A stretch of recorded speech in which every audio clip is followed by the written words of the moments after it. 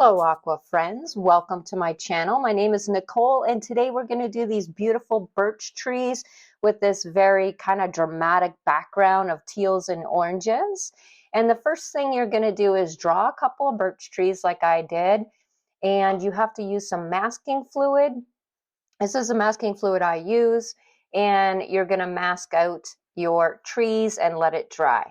Now, some of the colors that I'm using are a opaque orange, buff titanium, sepia, and marine blue. That's the aqua color that I'm using. I also do have a Daniel Smith granulating blue that I thought would add some interest to the background. And that color is called lunar blue. For the birch trees, I did use some neutral tint and indigo. So we're going to wet the background really, really well so that we could drop in all these beautiful colors. So we're going to do a couple of different effects, and it's actually going to be a really fun project, guys, because we're going to get messy and we're going to do some splatters and charging in colors. So I'm starting off with some burnt sienna, forgot to mention that too. So I do have some browns in my palette, some burnt sienna and burnt umber.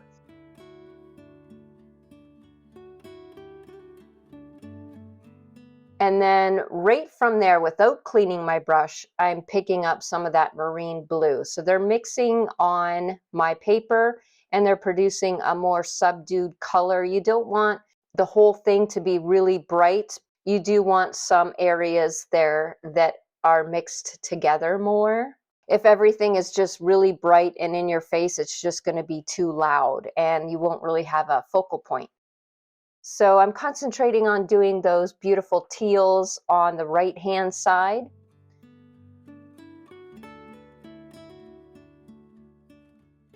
From there, I'm bringing in my sepia. And notice I'm sort of like tapping these colors in. I'm not putting them everywhere, and I'm letting them blend together on the paper. There comes that lunar blue that has that granulation effect when it dries, and it's really pretty, guys.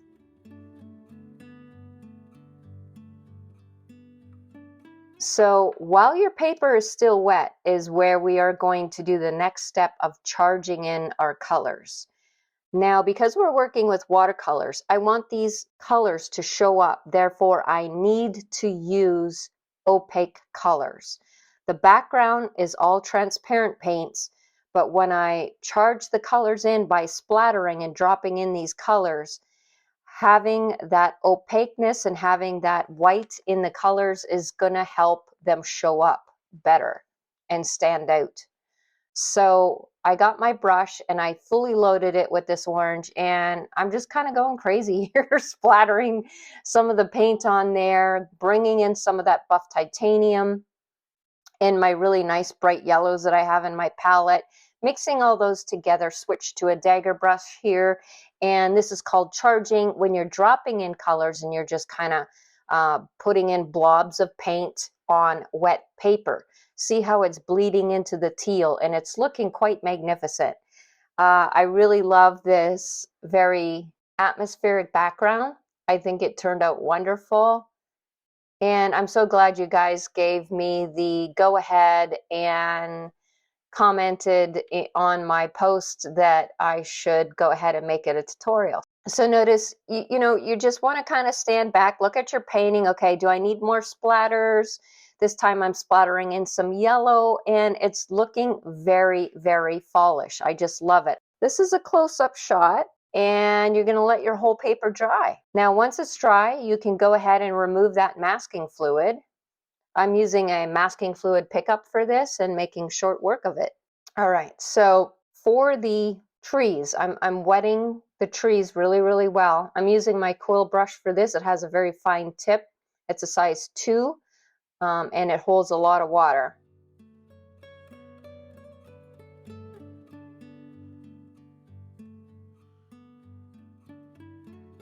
So coming in with some of that lunar blue, like I said, I'm also using some indigo blue, and I'm going along the edges. And just like birch trees have, all these marks and textures and the knots in the wood that are just so charming, I'm going to be adding those sort of details in to this birch tree. Going in for some more thicker lunar blue. And just like I said, making these little dashes and hashtaggy marks. Putting in some of those beautiful birch eyes that birch has, these gorgeous little round areas where the knots of the grain of wood is. So I want to make sure I do some textures like that as well.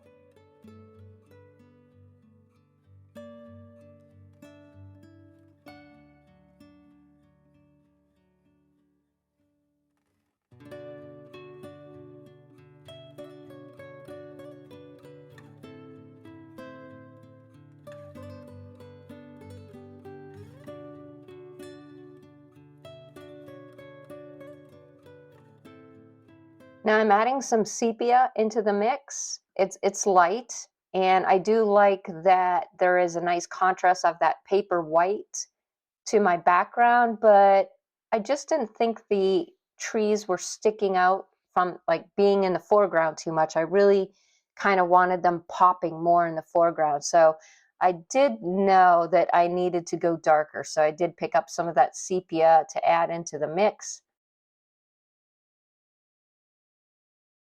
Now I also want to have a lot of branches. I kind of wanted all those orange splotches that I have on there to have all these branches hanging down, kind of like a swag of all the foliage.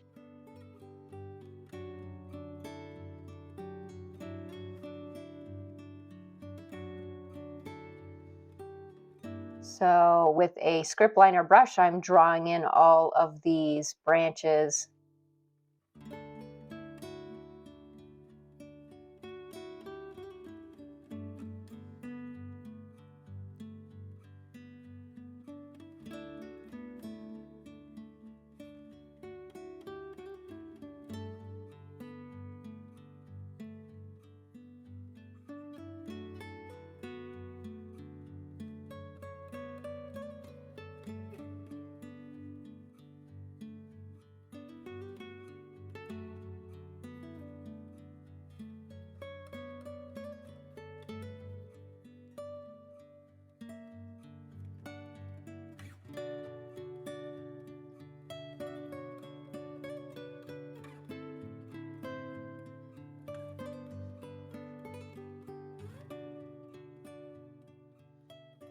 So once I'm happy with the canopy of branches I made, I'm going to go ahead and repeat those steps for the other two tree trunks by wetting the tree trunks first with some clean water and then bringing in all the same colors, my indigo, the Daniel Smith blue, and sepia.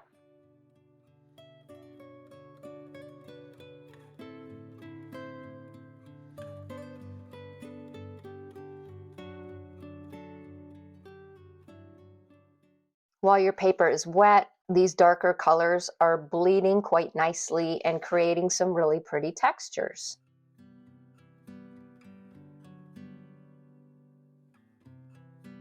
So the background was easy, guys. Like, that's the most fun out of this whole project, and the trees are the most time consuming, to tell you the truth, because like, you're always fussing with them. Okay, maybe I should put some more darker spots here and there.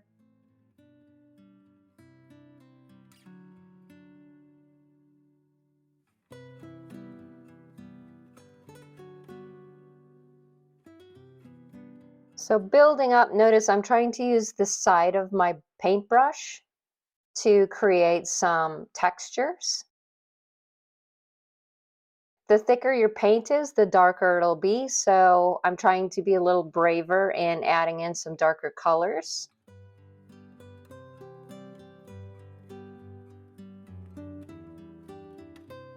Like I said, at this point, I was kind of happy about the painting, thinking, oh yeah, it's a very interesting background.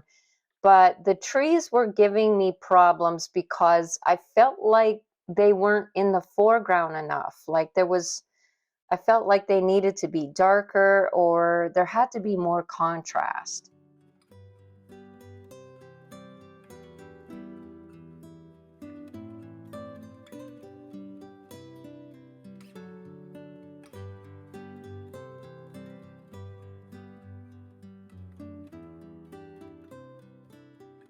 So now I have these tiny branches on the side that I have to deal with, and I wanted them to be in front of that third tree. So I'm going to just give it a quick dry, and I'm lifting paint across the front of that third tree so that I could get my dark colors in there on the bottom of that branch to make it look like it is in front of the tree. I'm using neutral tint for this for the underside. Now with this branch, I kind of screwed up and I did not use my masking fluid to go all the way across. So I went from a thick branch to a very thin and just used black, and it did still turn out okay. Giving that a quick dry. Now, after reevaluating my composition, I felt like I needed more wiry branches for some charm here, just a lot more organic branches and movement in my painting.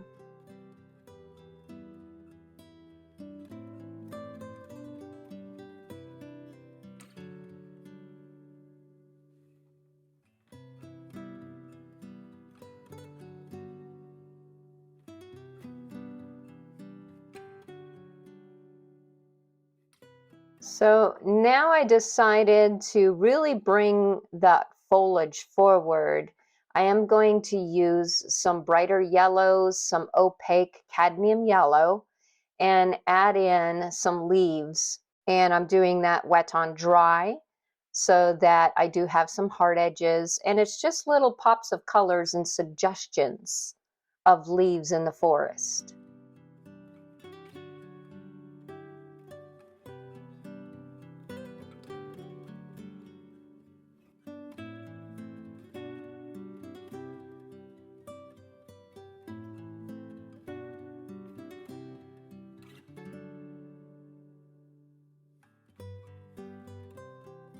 Now, this is where I decided to go with another layer, not over the whole tree, but along the sides. I am using a flat brush and a very, very, very thick mixture of paint so that I could get some very cool textural effects along the side.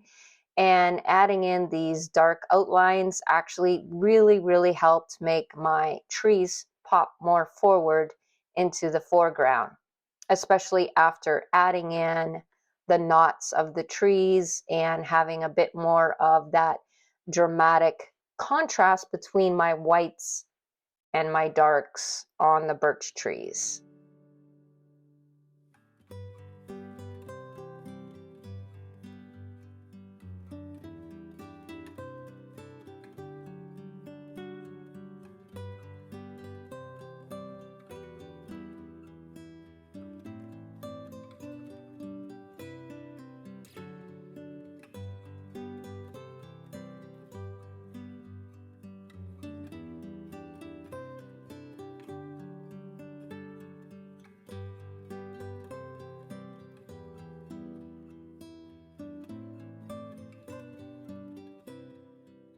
So I hope you guys enjoyed this tutorial. Let me know if you're going to give it a try. If you have any questions, please drop me a line. And I would love to see your paintings when you're done. Please post them on our community page. That would be fabulous. I would love to see them. Thanks for watching. I'll see you next time.